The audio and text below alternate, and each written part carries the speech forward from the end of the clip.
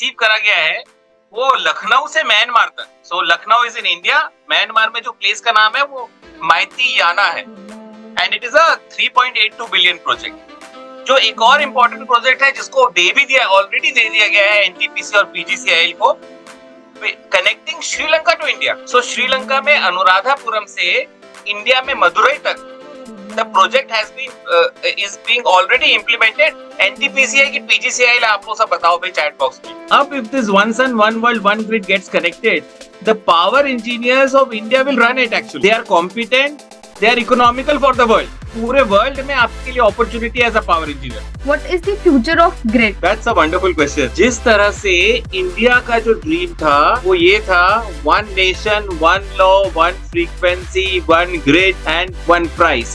ये 5 चीजें कंप्राइज करके इंडिया का dream. Similarly there is a next dream जो 2015 के बाद हम लोगों ने देखा, और वो ड्रीम था one sun one world one grid. And this one sun one world one grid का जो ड्रीम है इंडिया का, उसके लिए रीजंस बहुत सारे थे। एक फर्स्ट रीजन ये था कि जो हम इंपोर्ट ऑफ ऑयल करते हैं, इंपोर्ट ऑफ एनर्जी करते हैं, so there are different figures but I have been told कि 15 lakh crore rupees of tax payer money is spent in importing oil। क्या हम उसको रिवर्स कर सकते हैं? अभी हम एनर्जी इंपोर्ट कर रहे हैं। Let us develop our economy in such a way कि in next 5 to 10 years we are exporters of energy। We export electricity, we export hydrogen, and हम अपना सेल्फ सफिशिएंट बन जाएं। उसका रास्ता जो है वो आता है one sun one world one grid. अब one sun one world one grid का जो कॉन्सेप्ट है, एक एग्जीक्यूटिव इंजीनियर था छत्तीसगढ़ का जिसने one sun one world one grid का कॉन्सेप्ट दिया था बहुत पहले।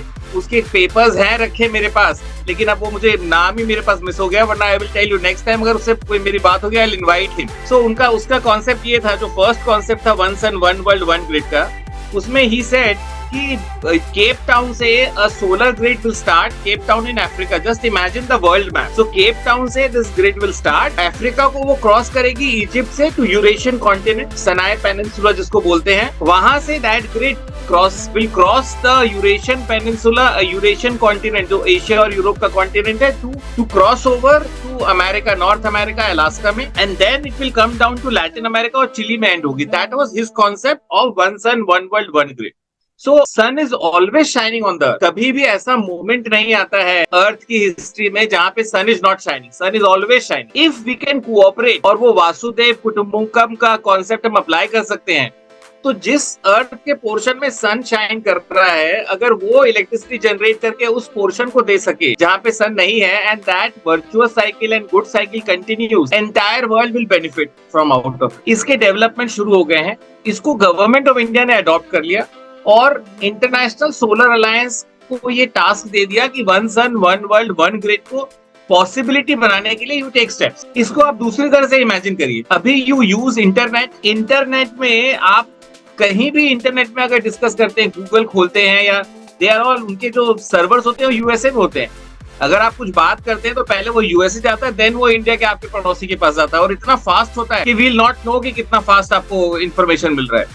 सिमिलरली इमेजिन कि जिस तरह से अंडर सी केबल लाइंस डली हैं फॉर ट्रांसपोर्ट ऑफ इंटरनेट का जो भी डाटा है, ट्रांसपोर्ट ऑफ डाटा, सिमिलरली पूरे वर्ल्ड को can't be connect with electricity wires. So this technology is being discussed, this technology is being implemented, और one sun one world जिस तरह से वो एग्जीक्यूटिव इंजीनियर ने बोला था छत्तीसगढ़ का, वैसे नहीं हो रहा है one sun one world one. लेकिन कैसे हो रहा है ये मैं बताता हूँ। सो गवर्नमेंट ऑफ इंडिया ने बोला हम 3 फेजेस में one sun one world one grid को इम्प्लीमेंट करने की कोशिश करें। फर्स्ट फेज होगा Middle East, South East, Asia and South Asia. First phase OSOWOG बोलते हैं उसको। सेकेंड फेज जो गवर्नमेंट ने, I should not say government because International Solar Alliance is a UN और इंटर गवर्नमेंटल बॉडी, तो ये vision and India is the chairperson as of now. So second phase में African pool means African countries will be connected. Third phase में it will be global interconnection.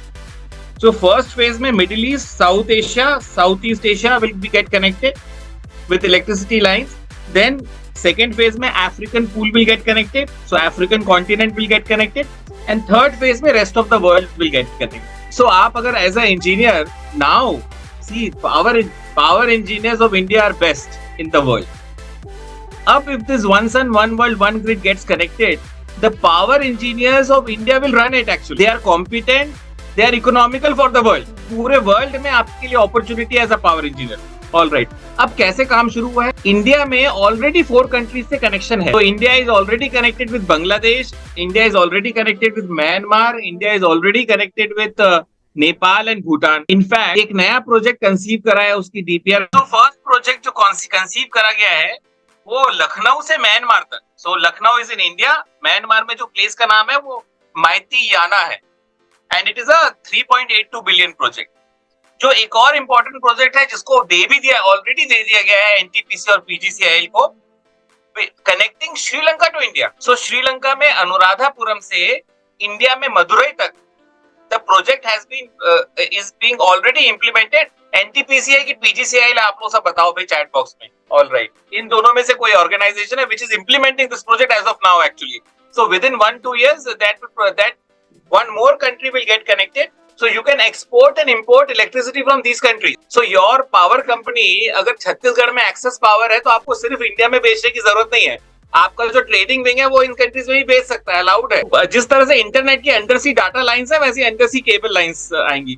In fact अभी क्या है, India ने चेन्नई से port Blair तक एक रिकॉर्ड बनाया जहां पे 4G केबल लाइंस डाली टेलीकॉम।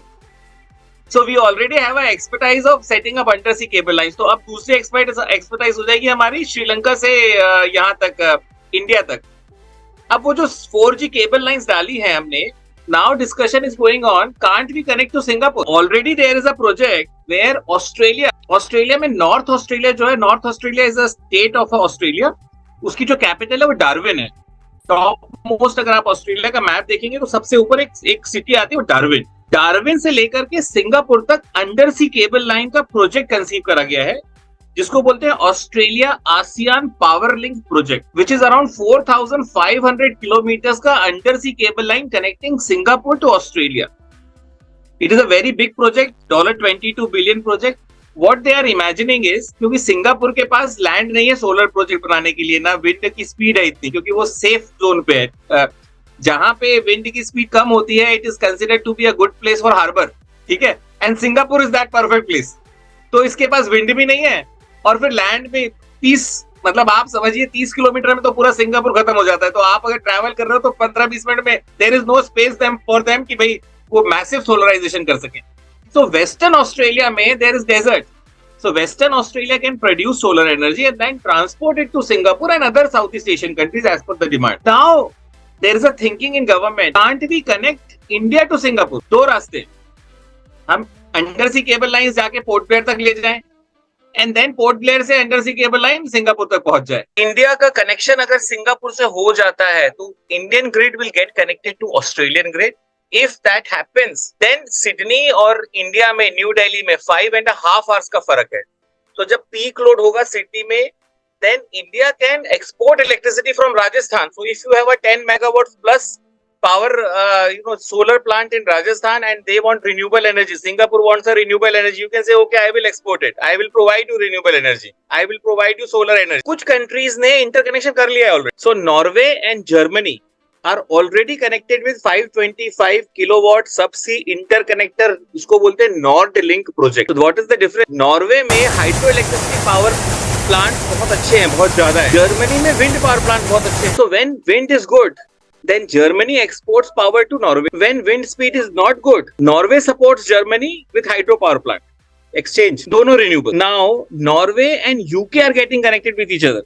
इसको बोलते हैं नॉर्थ सी लिंक, 800 किलोमीटर का अंडर सी केबल लाइन है, wherein Norway and UK will exchange electricity with each other. It is under process. So Norway and Germany is already completed. It is working fine. Now Norway and UK are getting connected. North Sea Link बोलते हैं उसको. Greece and Egypt has decided to connect each other. अब India में issue ये है, if you want to export power, then what is the process? How do we move forward? So for exporting power in India, can somebody guide कि किसके पास powers है? Power अगर किसी को export करना है या import करना है power, अभी 4 countries connected है. Can somebody tell me, is it possible कि आज आपका प्लान, भाई सर आप तो फ्यूचर की बात कर रहे हो, मैं आज का पूछ रहा हूँ, आज मेरा सोलर पावर प्लांट है मेरा, can I export and import power? 4 countries are already connect. ना SERC के पास पावर है, ना CERC के पास पावर है मिनिस्ट्री ऑफ पावर के पास। सो जनरली आप एप्लीकेशन लगाते थे कि I want to export power to Bangladesh और I want to import power from Bhutan और जहां भी आपको इकोनॉमिकल मिल रही है तो एप्लीकेशन लगाते थे, एंड मिनिस्ट्री ऑफ पावर उसको अप्रूव डिसअप्रूव जो भी करना है करती थी। Ministry of power made a guidelines is guidelines for import export cross border of electricity 2018। Those guidelines now provide how you can export and import power. Guidelines में उन्होंने ये करा है, अपने पावर्स को डेलीगेट कर दिया दो अथॉरिटीज के पास। फर्स्ट अथॉरिटी रेगुलेशंस मेकिंग है, टेक्निकल एस्पेक्ट पे जो regulation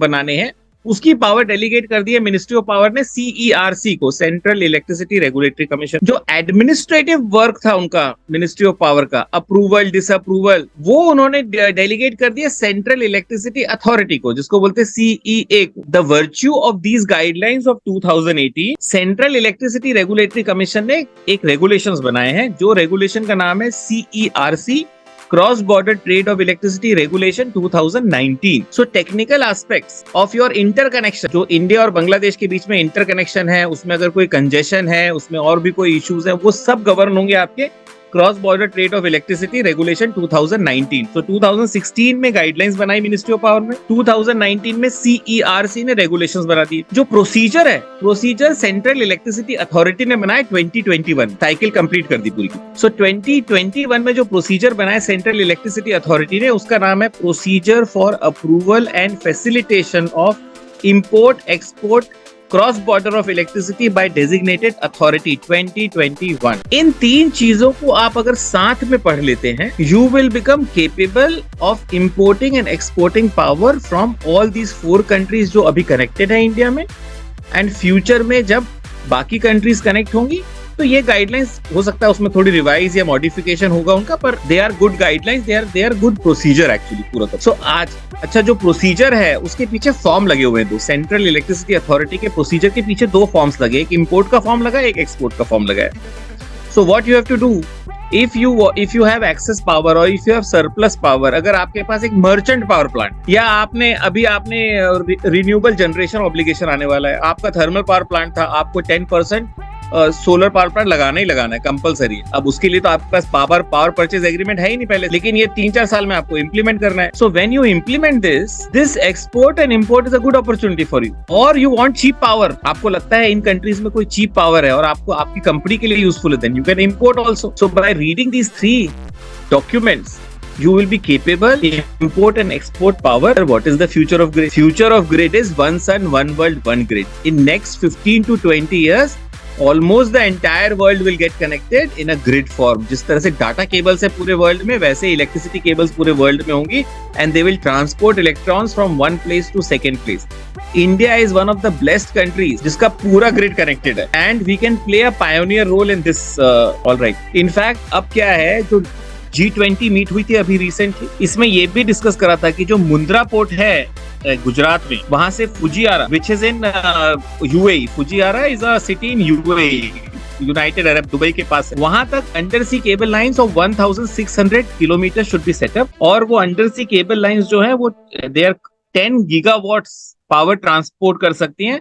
the cost is $10 billion। So modalities are being worked out if it is feasible or not, or how to move forward with this. एक और fact important है, what is the future of transmission? We have set up a target कि 500 gigawatts of renewable energy हमें generate करनी, लेकिन जो 500 gigawatts renewable energy generate होगी उसको ट्रांसपोर्ट भी तो करना पड़ेगा भाई। How will you transport it? आपको मैचिंग ट्रांसमिशन इंफ्रास्ट्रक्चर बनाना ही बनाना है। आपने यहाँ पे 500 गीगावाट्स का अगर सोलर प्लांट्स या एनी अदर प्लांट्स आपने लगाए, आपको उतने ही जितने पैसा आप इन्वेस्ट करोगे जनरेशन में, उतना ही पैसा आपको ट्रांसमिशन में इन्वेस्ट करना है। So this is the future of transmission in India and the world. So hope I have answered the question.